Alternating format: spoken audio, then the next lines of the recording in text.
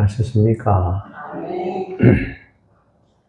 오늘 잠언 16장 7절에서 9절까지 있는 말씀 가지고 표준을 정립합시다, 이런 제목으로 말씀드리겠습니다. 한번 크게 따라하세요. 표준을 정립합시다. 표준을 정립합시다. 우리가 이 세상에 살아가는 동안에 표준이라고 하는 것이 상당히 중요합니다. 표준이 없다. 그러게 되면 무질서해지고요. 무질서해지면 혼란이 오게 됩니다. 혼란이 계속되면 파멸이 오게 되지요. 그건 표준이 없어서 그렇습니다.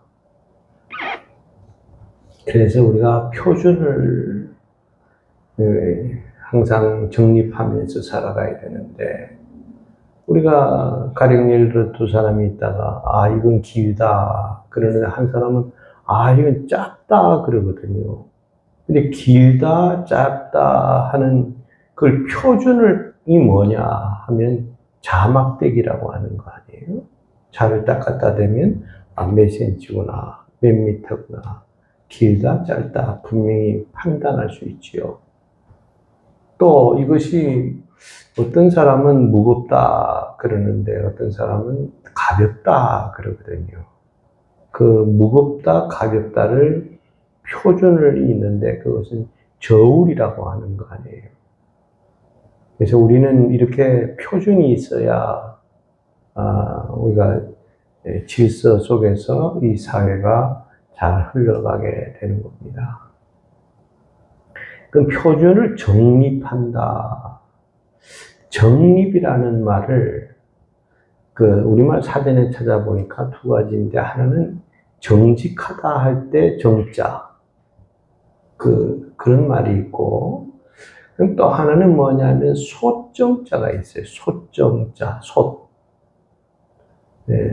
그 다음에 정립할 때 립은 세울립, 설립, 세울립이라 그랬더라고요. 그러니까 솥을 세운다, 이게 정립이에요. 그러니까 솥을 우리가 시골 같은 데 가보면 거기에 솥도 올려놓고 뭐 국도 끓이고 뭐 밥도 짓고 하면서 하는 가마솥 같은 걸 올려놓는 데 있잖아요. 보통 그전에는 산발이라 그래가지고 이렇게 해놓고 그것을 올려놓고 끓였어요. 그럴 때 그걸 정립이라 그래요. 솥을 세우는 거라, 정립이라. 그래서 이 솥을 세울 때는 삐뚤어지면 안 돼요. 정확하게 딱 밑에가 맞아야지. 하나가 짧으면 넘어지게 되고, 길이도 똑같아야지. 하나는 긴데 하나는 두 개는 짧다 그러면 이게 또 넘어지잖아요. 이 정립이라는 말이 그런 뜻인데, 모르겠어요. 어떤 게 맞는 건지는 여러분들이 판단하셔도 좋아요. 하여튼 표준이라고 하는 것을 정확하게 세워서 그 표준을 따라서 우리가 살아가야 된다. 표준 있는 신앙, 그러다가 표준이 있습니다. 그러나 하다가 정립이라는 말을 그대로 쓰기로 했어요. 표준을 정립합시다. 자, 그러면 그 표준은 어디는 표준을 얘기하고 있느냐? 그러게 되면 본문을 통해서 살펴보니까 세 가지가 나옵니다. 첫째로는 무슨 표준? 행위의 표준. 그래서 여기 본문 말씀 7절 보면 사람의 행위가 여호와를 기쁘시게 하면 그 사람의 원수라도 그와 더불어 화목하게 하시느니라 그랬어요. 사람의 행위가 행위의 표준이에요. 근데 사람의 표준의 가장 표준이 뭐냐? 그렇게 되면 오늘 읽어보니까 사람이 여호와를 기쁘시게 하면 그랬어요. 그러니까 하나님을 기쁘시게 하는 것이 우리의 표준이 되어야 된다 하는 거예요. 하나님은 기쁘시게 안 하면서 하나님을 기쁘시게 하면 어떤 결과가 나타나느냐. 원수라도 내게 와서 화목하게 하나님이 만들어 주신다 하는 거예요. 근데 하나님과 화목하게 하지 않으면 원수는 원수로 끝까지 남는다 하는 거예요. 우리가 원수를 맺고 살아간다고 하는 것이 얼마나 불편합니까? 얼마나 꺼림칙하느냐 하는 거예요. 근데 이 원수라도 싹 없애주는 방법이 있는데 그 방법이 하나님을 기쁘시게 하는 것이 표준이 돼야 된다 하는 거예요. 하나님을 기쁘시게 하면 원수라도 내게 와서 화목하게 하나님이 만들어 주신다. 그렇다면 원수에 대해서 여러분 너무 집착하지 마세요. 도둑놈도 나에게 원수가 될 수 있고, 나에게 사기치는 사람도 내게 원수가 될 수 있고, 나에게 못살게 구는 사람도 원수가 되는데 그 사람들 다 어떻게 비율을 맞춰줍니까? 그러니까 우리가 해야 될 일은 하나님을 기쁘시게 하면 된다 하는 거예요. 하나님이 나머지는 해결해 주신다. 할렐루야. 아멘. 바울 사도가 이런 얘기를 했어요. 바울 사도를 붙잡아 놓고 예수 복음 전하면 죽인다. 그러니까 바울이 그때 이런 얘기를 합니다. 야, 내가 사람을 좋게 하랴, 하나님을 좋게 하랴. 내가 사람에게 기쁨을 구하랴, 하나님께 기쁨을 구하랴. 내가 사람을 좋게 하고 사람을 기쁘게 하게 하느라고 눈치를 보고 살아가면 그것은 그리스도의 종이 아니다. 나는 죽어나 사나 하나님을 기쁘시게 하고 하나님이 표준이지 너희가 전하지 말라고 한다고 해서 내가 안전할 그런 사람은 아니야. 죽일 테면 죽여봐라 하는 식이에요.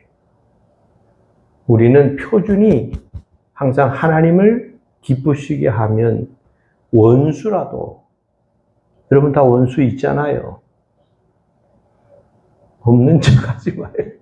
다 있는 거 다 아는데 뭘 그래. 원수라도 하나님이 화목하게 만들어 주신다. 원수 치워버린다 하는 거예요. 치워주신다. 주관진 목사님이라고 하는 분이 상도 중앙교회의 담임 목사님이 했던 분인데 그 교회에서 은퇴를 했어요. 이분이 본래 중국에서 열심히 복음을 전하는 선교사 아닌 선교사로 복음을 열심히 전하던 사람이었어요. 그러니까 얼마나 중국말을 잘하는지 중국 사람보다 더 중국인 같고 중국 사람보다 더 중국말을 잘하는 사람이 주관진 목사님이라고 하는 분이에요.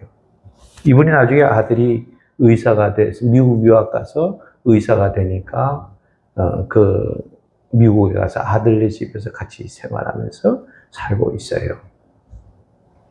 근데 그분의 아들이 군대를 갔지 않았습니까? 근데 군대를 가보니까 선임마사 하나가 얼마나 못돼 먹은 선임마사인지 신병이 들어오기만 하면 그 괴롭히는 걸 하나의 낙으로 삼는 거예요. 그래가지고 꼭 신병들 들어오면 술을 사다가 술을 먹이는 거예요. 그거 안 먹으면 눈이 얼마나 무서운지 눈을 부릅떠버리면 발발발발 떨고 그 술을 받아 먹어야 돼요. 안 먹고는 견딜 시간이 없으니까. 그래가지고 술을 먹이고 그 다음날 주일날 돼가지고 교회를 간다. 교회 가게 해주십시오. 하고 신고를 하면 야, 술 처먹는 주제에 무슨 니네들이 그리스도인이 예수 믿는 사람이냐. 그러고 가지마. 그러니까 술을 먹어도 안 되고 먹지 않아도 안 되고 하여튼 뭐 이렇게 괴롭히는 거예요. 근데 그 부대에 그 주관진 목사님 아들이 그 부대에 들어간 거예요. 예수쟁이가 왔다 하는 소문이 벌써 술렁술렁 하니까 여보 잘됐다. 내가 한번 본때를 보여주리라. 그래가지고 술상을 받아가지고 야, 너 예수 잘 믿는다며? 명령이니까 먹어. 그래가지고 술을 따라주니까 이 아들이 있다가 나는 술을 절대로 못 마십니다. 하나님이 기뻐하지 않으십니다. 그래서 내가 못 마십니다. 그러니까 내 명령에 불복종해 아무리 공갈을 치고 협박을 해봐도 들을 기미가 안 보이는 거예요. 엎드려 뻗쳐. 이래가지고 그냥 몽둥이로 두드려 패는데 감정이 섞인 거예요. 감정이. 여러분 내 자녀들을 두드려 팰 때 감정이 섞이게 되면 그건 교육에 효과가 없습니다. 그래가지고 막 때릴 때 못 때릴 때 막 감정이 나니까 막 그냥 휘두른 거예요. 퍽 하고 맞았는데 쓰러졌어요. 보니까 기절을 했는데 죽어버렸어요. 보니까 숨도 잘 안 쉬는 거예요. 그러니까 이 스님마사가 가만히 생각하니까 내가 만약에 이 병사가 죽어버리면 술 안 먹는다고 두드려 패서 죽였다. 그렇게 되면 나는 어떻게 되냐 이게.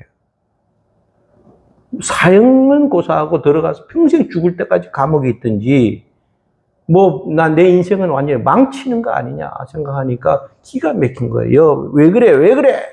하고 아무리 소리쳐 봤댔자 죽은 사람이 무슨 말을 할 말이 뭐가 있어요. 그러니까 갑자기 겁이 벌컥 나는 거예요.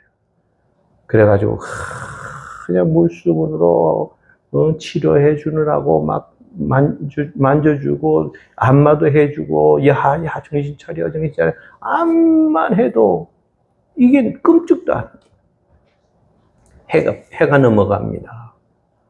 밤에 새벽이 됐는데 이 아들이 깨어났어요.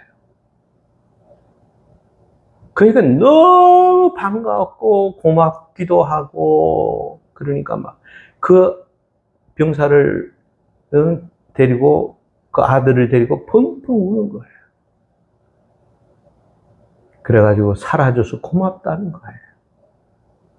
그러니까 이 아들이 있다가 걱정하지 마세요. 스리마사님이 아무 걱정하지 마세요. 그러고 거기에서 깨어났다 하는 거 아닙니까?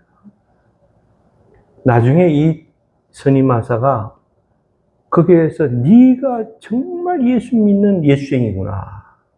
네가 믿는 예수라면 나도 믿겠다. 그리고 주일날 돼서 교회를 나가기 시작했다니까. 그리고 거기 네모반에 있는 병사들 교회 전부 다 집합해가지고 교회로 간다.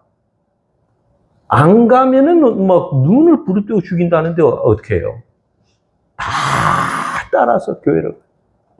그리고 자기가 3년 내내 그 군대 생활하면서 이 스님마사가 얼마나 자기를 보살펴 주는지 그래도 나름대로 편안하게 군대 생활을 마치고 제대했는데 그 다음에는 이 둘이 관계가 친형제 이상으로 친한 관계가 됐다는 거예요.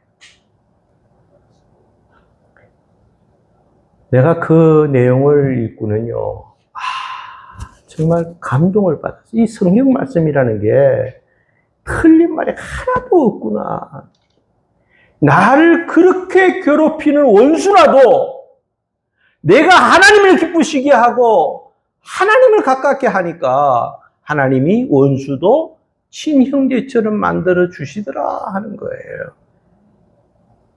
여러분, 하나님이 기쁘시게 하는 것이 우리의 표준이 돼야 된다 하는 거예요. 그러면 하나님께서 여러분들을 괴롭히는 신우부터 시작해서 시어머니까지 다 포함해서 하나님이 치워주신다 하는 거예요. 신우가 다시는 친정집에 못 오도록 다리기 하나 부러뜨려 놓는다 그 말이에요. 이게 내 성경은 그렇게 돼 있는데. 그래서 이게 우리 사람의 표준이 뭐냐? 행위의 표준이 돼야 된다. 행위의 표준. 우리 행위의 표준에 해답은 뭐라고요? 하나님을 기쁘시게 하면 하면 된다.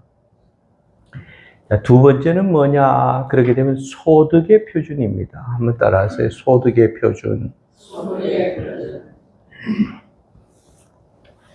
한 번은 젊은 부자인데 젊은 친구가 예수님께 나왔어요. 하는 말이, 제가 물 좀 마실게요. 네.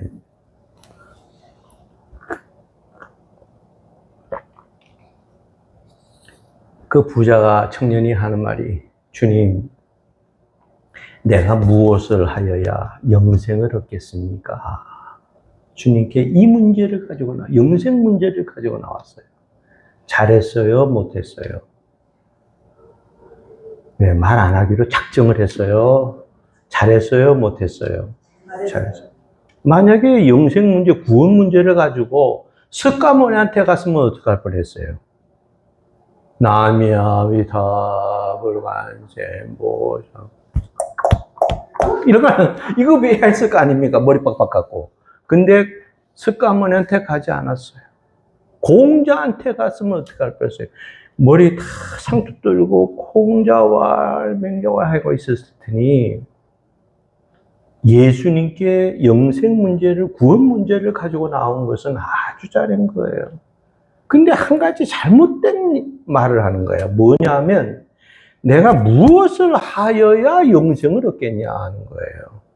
그러니까 구원 얻는데 내가 무엇을 해야 되는 줄 아는 거예요. 무슨 공로를 세우든지 어떤 내가 무슨 뭘 대가를 지불해야 구원을 받는 건 줄 알고 무엇을 하여야 영생을 얻겠습니까? 하니까 그냥 잘못돼도 한참 잘못된 거지요.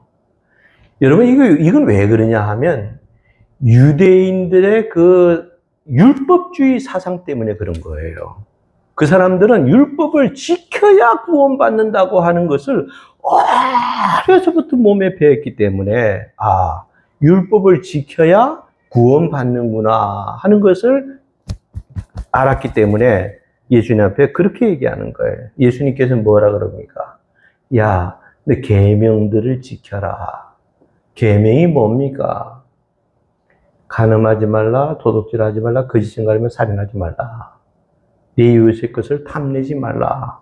하이 주님, 나는 어려서부터 그걸 다 지켰습니다. 아직도 뭐가 부족합니까? 내가 너를 가만히 보니까 재산이 너무 많아. 그러니까 네가 먹고 쓰고 입고도 남아. 네 재산 그렇게 썩어갈 정도가 되는데 내 이웃에 있는 사람들을 지금 보라. 어려운 사람들이 얼마나 많냐. 그러니까 내 재산을 팔아서 가난한 자들에게 좀 나눠주어라. 그러니까 이 청년이 재산이 많음으로 근심을 하고 에이쿠 못 쓰겠다. 나는 내 재산은 절대로 포기 못 하겠습니다. 그리고 떠나가 버리니까 예수님께서 뭐라 그랬어요? 야, 부자가 말이야. 천국 가기가 얼마나 어려운지. 차라리 낙타가 바늘귀로 들어가는 게 더 쉽단다. 그러니까 모든 부자가 다 천국 못 간다는 말은 아닙니다, 이게. 저런 부자. 자기 재산 지키느라고 예수님 내몰라라 하는 저런 부자는 천국 못 간다 하는 거 아닙니까? 여기에서 제가 말씀드리려고 하는 게 뭔 줄 아세요? 재산이라고 하는 것은 날개가 있어요. 여러분들 가정에 있는 그 돈이라고 하는 재산이라고 하는 게 항상 똑같습니까? 차영숙 권사님 똑같으냐고요? 아닙니다. 반드시 시간이 흘러가면 줄어들든지 늘든지 그렇게 되는 거예요.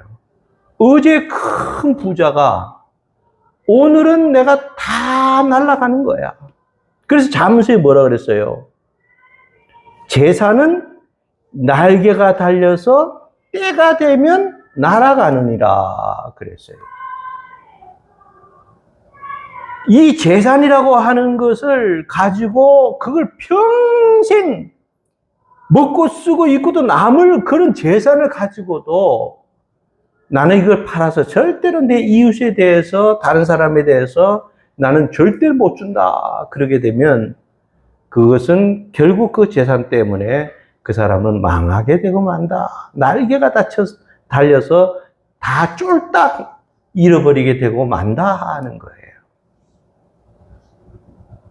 할렐루야. 자, 그러면 본문으로 돌아가서 본문에 보면 뭐라고 그랬습니까? 적은 소득이 공의를 겸하면 많은 소득이 불의를 겸한 것보다 나으니라. 자, 적은 소득이 공의를 겸하면 의를 겸한 소득입니다. 이게 무슨 소리냐 하면 내가 한 5가지 정도로 내가 노력을 했으면 그 5가지 정도를 내가 요구를 하면 돼요. 그런데 다 일하는 건 5가지밖에 안 해놓고 내가 얻으려고 하는 것은 10가지, 20가지를 얻으려고 하는 거예요. 이것은 공의가 사라진 거예요. 이 공의라고 하는 말은 다른 말로 말하면 정직이라고 해도 돼요. 그래서 적은 소득이지만 정직하게 땀 흘려서 벌은 그 돈은 정말 값어치 있다. 얼만큼 값어치 있느냐? 많은 소득을 가지고도 불의를 겸한 것보다 낫다 하는 거예요. 그러니까 다른 사람에게 이 정당한 방법으로 소득은 많이 얻었어요. 소득은 많이 가졌는데 그 소득이 정상적인 소득이 아니에요. 불의를 겸했다 하는 거예요. 부끄러운 돈이라 하는 거예요. 한탕주의 있잖아, 한탕주의. 그 다음에 어떻게 하면 저 사람의 것을 내가 뺏어서 내가 더 잘나고 잘 살 수 있을까? 그래가지고 부모고 형제고 뭐도 없어요. 닥치는 대로 사기를 치는 거야. 닥치는 대로. 여러분 사기가 저 지나가는 사람한테 사기 치는 줄 아십니까? 아닙니다. 여러분 사기 다 당해봤잖아요. 누구한테 다 당했어요? 장원사님 누구한테 다 당해? 형제잖아. 맞대. 누구야? 이렇게 자꾸 불의한 방법으로 재산을 모았다 하는 그것보다는 오히려 적은 소득이지만 정직하게 땀 흘려서 벌은 그 사람이 더 낫다 하는 거예요. 강철왕 카네기라고 하는 사람이 있잖아요. 이 사람은 당대에 얼마나 부자인지 또 전 세계에 강철을 만드는데 아주 이 제품을 쓰지 않으면 이게 장사가 안 될 정도예요. 못할 정도예요. 근데 전 세계에 이 강철의 3분의 1을 담당할 정도로 이 카네기가 굉장한 그 강철 왕이라고 하는 별명이 붙을 정도로 굉장히 큰 부자였어요. 그런데 자기는 회장 자리에 앉아 있고 각 곳곳마다 뭐라 그러지 그거를 지점 뭐 이렇게 회사들이 많이 있잖아요. 그 곳곳마다 사장들이 또 다 둬야지 자기가 무슨 그걸 다 관리하는 게 됩니까? 이재용 회장은 이재용 회장 못하는 거야. 그리고 곳곳마다 사장들, 부사장들 다 둬가지고 그 회사를 운영하니까 전 세계에 이 삼성이 없는 데가 없잖아요. 그럴 정도로 굉장한 이런 거가 되듯이 이게 바로 카네기가 그렇게 됐어요. 근데 어느 회사에 사장 자리가 하나 비어버렸어요. 그래서 이 사장을 누가 임명을 해야 되겠는데 누구를 임명할까? 그래도 그 공장에서 뼈대가 굵은 사람한테 잘 내막을 아는 사람한테 사장 자리를 줘야 되겠다. 그리고 갔어요. 그 간부들 쭉 모아보니까 거기에 아주 정말 최고의 기술자가 거기에 있는 거예요. 강철을 만드는데 이 사람이 없으면 대신할 사람이 없어요. 자, 그러니까 뭐 훑어보니까 아무래도 이 사람이 최고다. 그래서 그 사람을 불렀어요. 당신 이제부터는 기술자 노릇하지 말고 사장자리를 해라. 이 사장이 비었다. 그러니까 이 친구가 뭐라고 말하면 들은 척도 안 하는 거예요. 그리고 그냥 강철 만드는 일만 계속 하는 거예요. 그러니까 아니 내가 사장자리를 하라 그러는데 당신 지금 뭐 하는 짓이냐고. 내 말이 말 같지도 않느냐고. 그러면서 야단을 치니까 회장님 진짜입니까? 그래. 진짜지. 내가 이 시간에 이 바쁜 시간에 내가 이거 장난하러 왔느냐고. 이 회사의 사장 자리가 비어서 당신이 최고로 적합하기 때문에 내가 사장 자리를 준 거 아니냐고. 지금 장난하냐고 이게. 그러니까 이 사람이 있다가 거기 종이 한 장을 탁 꺼내더니 사표 써서 그리고 쭉 써서 난 더 개인 사정으로 더 이상 이 회사를 다닐 수 없어서 그만두겠습니다 하고 내놓은. 그래서 이게 무슨 짓이냐. 아니 이게 무슨 짓이냐 도대체. 그러니까 이분이 하는 말이 회장님 저는 강철을 만드는 기술자지 이 회사를 운영하라 그러면 나는 아무것도 모릅니다.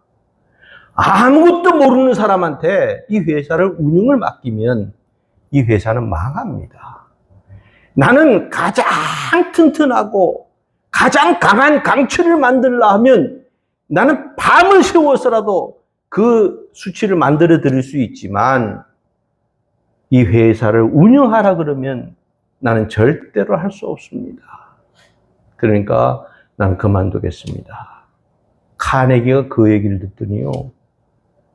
이야, 남들은 막 사장짜리 비었다고 나도 사장을 하게 해달라고 막 야단을 치고 덤벼드는데 사장짜리를 주어도 자기한테 맞지 않으면 아니다. 내 양심상 나도 사장짜리가 되면 큰 소리 치고 월급도 많이 올라가고 얼마나 내가 좋겠습니까? 그러나 나는 좋을지 모르지만 이 회사는 운영하는 방법을 모르기 때문에 결국은 나는 이 회사는 망하고 만다 하는 거예요. 카네기가 그게 너무너무 마음에 들었어요. 너는 앞으로 대통령이 받는 월급과 똑같은 내가 월급을 나한테 준다. 왜냐? 그렇게 되면 대통령이라고 하는 것은 만약에 대통령이 그만두면요. 대통령 할 사람은 부지기수로 많아요. 그러나 이 강철을 만드는 데는 네가 강철왕, 강철의 대통령이라는 거예요. 그러니까 내가 너한테 그런 월급을 준다. 여러분 얼마나 멋있냐 하는 거예요. 이게 뭡니까? 자기가 양심의 가책이 되지 않는 수입은 수입이 아니라 하는 거예요. 내게 이 적은 소득은 적은 소득이라 할지라도 이것을 정직하게 내가 하니까 대통령이 받는 월급과 더 많은 월급을 받더라 하는 거예요.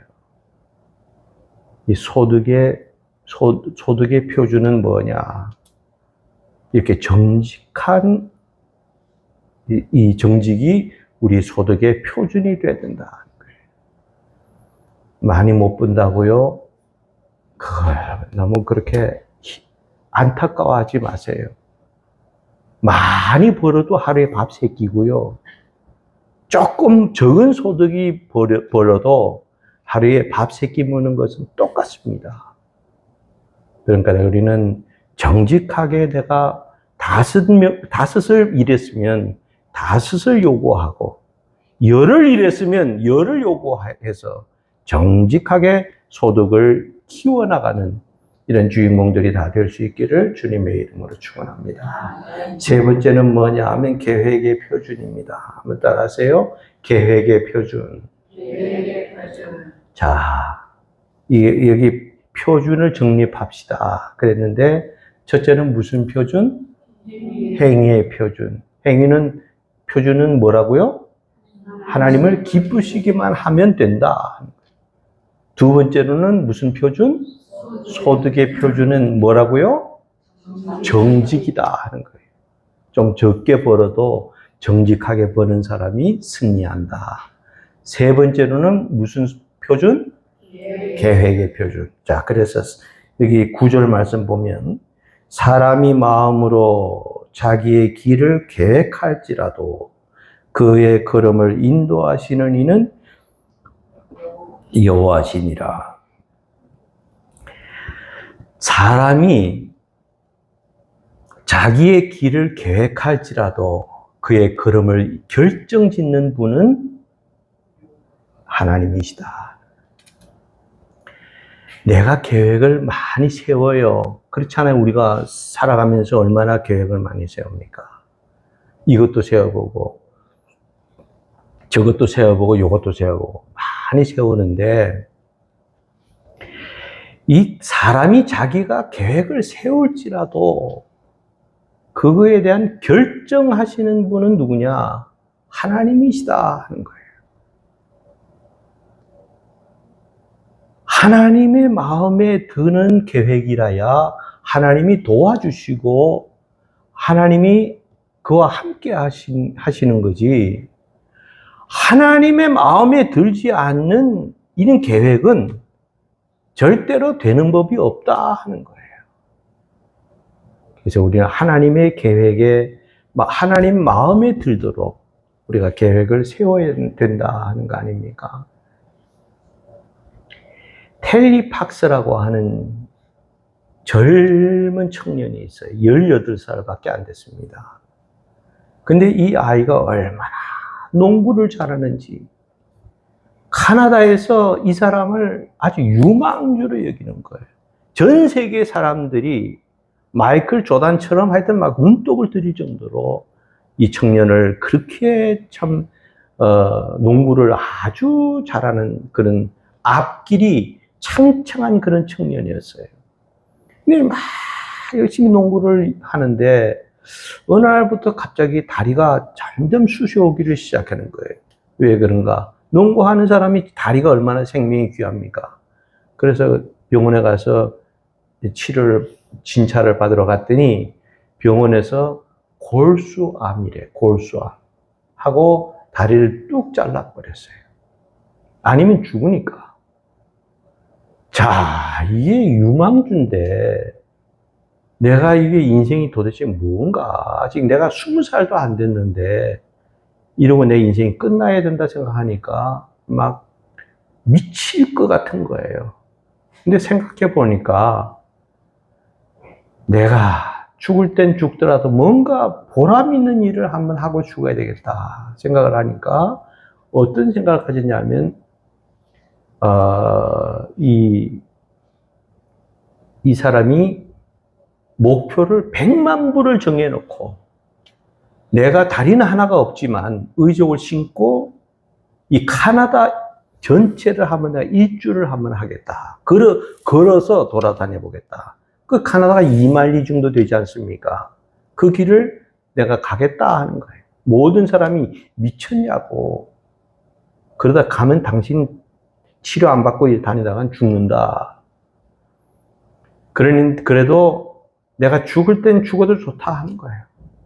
그리고 가겠다 하고 걸어가는데 처음에 하루에 그 의족을 신고 걷다 보니까 800m밖에 못 갔다 그래요. 한 9개월이 지나니까 80리를 가더래요. 80리. 그 다음에 이게 계속 걸어가면서 매스컴에서 전부 다 카메라로 찍어서 젊은 청년이 암 연구센터를 만들겠다고 이렇게 정말 모든 사람에게 그 암연구센터를 통해서 암을 치료해주는 이런 좋은 계획을 가지고 이렇게 한다고 한 매스컴에다가 자꾸 방영을 해줬어요. 그게 나중에 얼마나 갔느냐? 3년 동안 그렇게 갔어요. 근데 얼마나 돌아다녔냐면 13,350리를 돌아간 거예요. 그러다가 거기서 푹 쓰러졌는데 더 이상은 어떻게 해결이 안 된다. 그래가지고 그냥 치료 좀 받다가 죽어버리고 말았어요. 이것을 계속 방영을 해줬어요. 암연구센터를 만드는 것이 이 청년의 소원이었다. 그렇게 막 방영을 하니까 기부금이 어느 날부터 들어오기를 시작하는데 모두 다 얼마나 거뒀냐? 2,700만 달러를 거뒀어요. 100만 달러에서 2,700만 달러면 몇 배입니까, 이게? 몇 배입니까? 이렇게 엄청난 돈을 모아놓고 그는 세상을 떠났어요. 암연구센터를 멋있게 지어놓고 거기에 최첨단 기계들을 갖다 놓고 막 치료해 주니까 미국에서까지 소문이 전 세계에 나가지고 암 걸렸다 하면 그곳에 가면은 산다.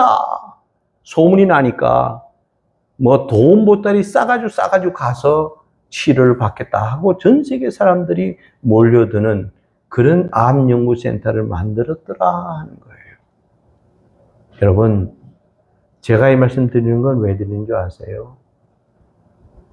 좋은 계획을 세우니까 하나님이 도와주시더라. 하나님이 키워주시더라 하는 거예요. 100만 달러를 모금을 정해놓고 했는데 2,700만 달러라고 하는 거창한 그금을 이 청년이 만들어 놓고 카나다를 통해 그 병원을 통해서 전 세계에 암 걸려 있는 사람들이 와서 치료를 받을 만큼 이런 놀라운 성과를 거두더라 하는 거예요. 이게 뭔 뜻을 가지는 겁니까? 사람이 계획을 많이 세워도 하나님이 오케이 해야 된다 하는 거예요. 하나님이 거절하면 안 되는 그런 계획을 세워서 야, 이건 도박해가지고 내가 1,000만 달러를 벌어보겠다 하면 하나님이 그런 계획에 도움을 줄 것 같습니까? 아니에요. 하나님, 내가 이 사업을 해가지고, 이 일을 해가지고 내가 하나님이 기뻐하신다면 저는 그걸로 만족합니다. 그리고 계획을 세워서 열심히 그 계획대로 살면 하나님 결정하시는 분은 하나님이시다. 여러분 계획 많이 세우시고요. 또 여러분 세운 계획에 하나님이 키워주시고 도움을 주심으로 여러분 인생이 푸르름을 얻는 이런 참 주인공들이 다 되어질 수 있기를 주님의 이름으로 축원합니다. 하나님 아버지 감사합니다. 우리 표준을 정립합시다. 행위의 표준은 여호와를 기쁘시게 하면 원수까지라도 하나님께서 다 화목하게 만들어 주시고 또 우리 소득이 적은 소득이라 할지라도 거기에 의를 겸하면 정직히 번 돈이면 하나님께서 그 재물에 성공하게 해 주시고 또 그 다음에는 우리는 어떤 계획을 세운다 할지라도 그 계획을 세워서 하나님이 그 계획을 기뻐하시면 우리에게 도움을 베풀어 주시고 또 키워 주시는 하나님인 것을 믿고 우리 열심히 계획을 세우는 대로 하나님을 마음에 꼭 드는 이런 계획에 대해서 우리 다 인생도 신앙도 성공하는 이런 주인공들이 다 되게 해 주옵소서. 예수님의 이름으로 기도 올려옵나이다. 아멘.